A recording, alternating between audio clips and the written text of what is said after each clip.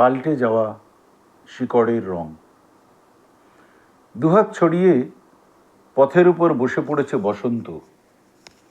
ভোরবেলা যে সমস্ত পাখিরা বাসায় ছেলেপুলে রেখে খাবার খুঁজতে চলে এসেছিল ব্রিজের এপারে, তারাও বিকেল পেরিয়ে সন্ধে মেখে নিল, তবু কিছুতেই খুঁজে পাচ্ছে না নিজেদের বাসা। কত মানুষ মুখ বাড়িয়ে বোঝাচ্ছে নিজেদের বাসা বলে কখনো কিছু হয় না। উৎখাত হয়ে যারা যেখানে থিতু হয় সেটাই তাদের। নইলে কি আর রেজারেকশন লেখা হতো? নইলে কি আর অসভ্য জগৎ থেকে দূরে নিজেদের বাঁচাতে পারত জারোয়ারা? প্রতিনিয়ত জমি হারিয়ে ফেলার ভয়ে সন্ধ্যাবেলা একবার পার্টি অফিসে ঢু মেরে যায় চেনা চেনা মুখ।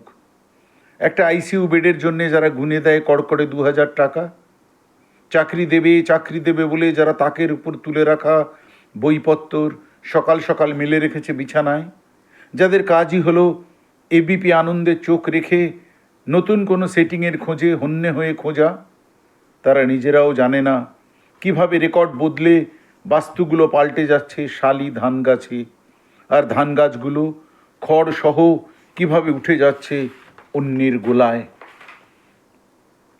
সত্যিই কি নিজের বলে কিছু হয় না কখনো? ওই মাথায় বস্তা নিয়ে সার দিয়ে হেঁটে চলা মানুষেরা কতকাল খুঁজে বেড়াবে নিজেদের গ্রাম? যে গাছে একদিন ময়ূর বসত, আজ তার চারদিক জুড়ে শকুন উল্লাস। দুহাতে চোখ মুচ্ছে বসন্ত।